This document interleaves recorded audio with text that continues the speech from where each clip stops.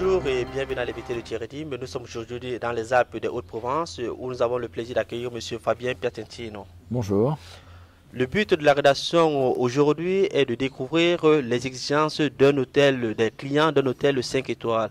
Et justement, on se trouve aujourd'hui au couvent des Minimes. D'ailleurs, pourquoi le nom du couvent des Minimes?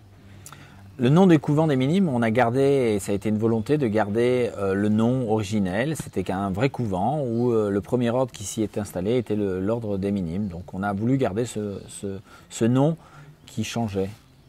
Alors, il y a une étude récente qui est sortie où on disait dans l'étude que on distingue trois grandes classes. Il y a des hôtels bas de gamme qui se portent bien, les hôtels haut de gamme qui se portent également très bien, mais par contre, le moins de gamme a de la peine à se développer. Est-ce qu'il y a quelque chose qui justifie ça? Alors, écoutez, moi, ça fait quelques années que je fais ce métier et je peux aujourd'hui effectivement corroborer dans le constat qu'on a fait. Et effectivement, le bas de gamme et le haut de gamme sont les deux secteurs qui se portent, on va dire, le moins mal, si vous me permettez. Le bas de gamme, parce qu'on a toujours cette volonté, enfin ce marché qui est là, qui n'ont pas les moyens, et puis qui vont par choix pas beaucoup dépenser. Et on a toujours, heureusement pour nous, cette classe de gens, cette strate de la société qui veut avoir toujours aller dans l'émotionnel, dans l'exceptionnel, dans l'expérience. Le milieu de gamme aujourd'hui, effectivement, est un petit peu difficile à gérer parce qu'on n'est ni trop haut ni trop bas. On ne sait pas trop où bien le situer. On a effectivement une offre de l'hôtellerie privée qui est pas très bien économiquement, qui est difficile à gérer avec toutes les normes sur la réglementation, etc. Aujourd'hui, le milieu de gamme est pris par des chaînes internationales qui s'aperçoivent là aussi que le milieu n'est pas forcément le segment qui se développe le plus. Est-ce que quelque part, ça ne reflète pas la société parce que la classe moyenne également a tendance aujourd'hui à disparaître? Malheureusement, oui, j'ai vraiment ce sentiment qu'on est soit pas très donc dans le bas de gamme et très donc dans le haut de gamme. Effectivement, on peut voir un lien entre les deux phénomènes. Oui. Alors, revenons dans l'objet de notre reportage, c'est-à-dire s'intéresser vraiment aux hôtels 5 étoiles, parce que vous faites partie de ces hôtels, ces établissements 5 étoiles. Aujourd'hui, quelles sont les exigences, par exemple, de la clientèle d'un établissement 5 étoiles?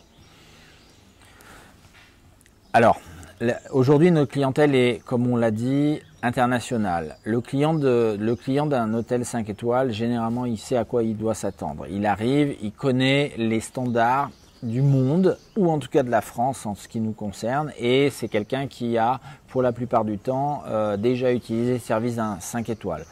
Là où la différence est souvent un petit peu difficile à gérer, c'est que le client qui a l'habitude de descendre dans des hôtels 5 étoiles de chaînes internationales va, quand il arrive chez nous, si c'est chez nous dont on parle, être un petit peu étonné parce qu'on n'est pas dans ces normes internationales, on offre vraiment quelque chose de différent, on a un service très personnalisé. Et donc le côté 5 étoiles existe par la classification, les ascenseurs, le room service, le bagagiste, etc. Par contre, il y a des choses qui ne vont pas exister sur les chaînes internationales et qui existent chez nous et vice-versa. Donc il y a effectivement une adaptation du client. Mais quand le client arrive et quand il comprend qu'il est dans un endroit différent, la plupart du temps ça se passe mieux que bien, donc il n'y a plus de problème. Est-ce que quelque part aussi, c'est pas justifié, par exemple, compte tenu du prix qu'il donne, que le client d'un 5 étoiles soit exigeant?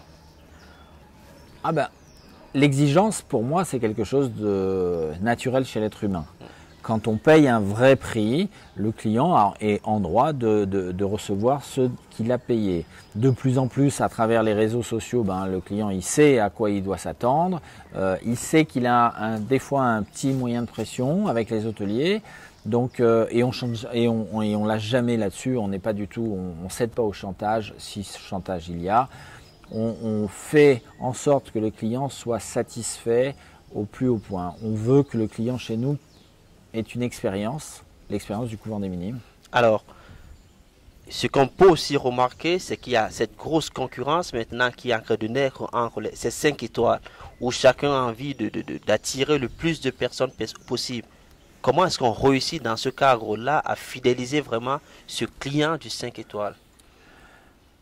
L'hôtellerie, je crois que c'est un baromètre de notre société et effectivement, quand on se promène dans le monde et quand on est comme moi hôtelier et curieux de voir un petit peu ce qui se fait à travers la planète, on s'aperçoit tous les jours que c'est un peu la course, à l'escalade, à l'exceptionnel.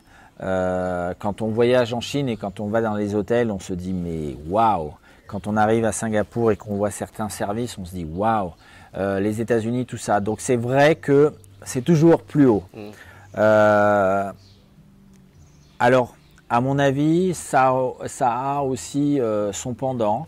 C'est-à-dire que des fois c'est waouh, mais c'est que du matériel. Derrière, moi, comme je vous le disais, je mets vraiment toujours un point d'honneur à voir l'humain. L'humain, c'est 80% du capital d'une entreprise, et un hôtel comme le nôtre, c'est ce qui fait la différence. Aujourd'hui, les clients reviennent parce que, bien évidemment, nous avons un cadre fabuleux, mais aussi parce qu'il y a un service, parce qu'il y a une attention, parce qu'il y a une personnalisation de l'accueil. Le client, quand il est venu une fois chez nous, on le connaît, on sait ce qu'il a fait, on sait ce qu'il n'a pas fait, on sait ce qu'il aime plus ou moins. En tout cas, on le reconnaît, on l'appelle par son nom, on lui donne les chambres qu'il a voulu. Il y a plein de gens qui, chez nous, viennent fêter des anniversaires, de rencontres, de mariages, de fiançailles, de ce que vous voulez. Donc, il y a vraiment... cet hôtel, il est, je crois qu'il est attachant pour notre clientèle. Mais il y a cette belle expression que j'aime bien, on dit quand on part dans un 5 étoiles, on part vivre une expérience. Est-ce que c'est vrai? Ah oui, ah oui. C'est fini l'époque où on venait, on avait loué un hôtel et on se mettait le transat au bord de la piscine et on attendait, et c'était super, c'était les vacances. Aujourd'hui, oui, la population attend et en droit d'attendre des choses. L'expérience, c'est ce qui va faire les vacances. C'est l'humain, c'est le contact avec le barman, c'est la femme de ménage qui va dans votre chambre vous mettre la petite fleur qui va bien, c'est la couverture qui vous offre le petit chocolat le soir, c'est la musique, c'est la possibilité de donner des itinéraires dans cette magnifique Provence à nos clients. Quand ils reviennent le soir, rediscuter avec eux. Je vous le dis encore une fois, notre volonté, c'est vraiment d'avoir les clients. J'aime pas cette expression client. J'aime bien nos invités comme des invités à la maison. Merci, Monsieur Piacentino, pour ces explications. Merci à vous. Quant à vous, nous vous donnons rendez-vous très prochainement. Au revoir.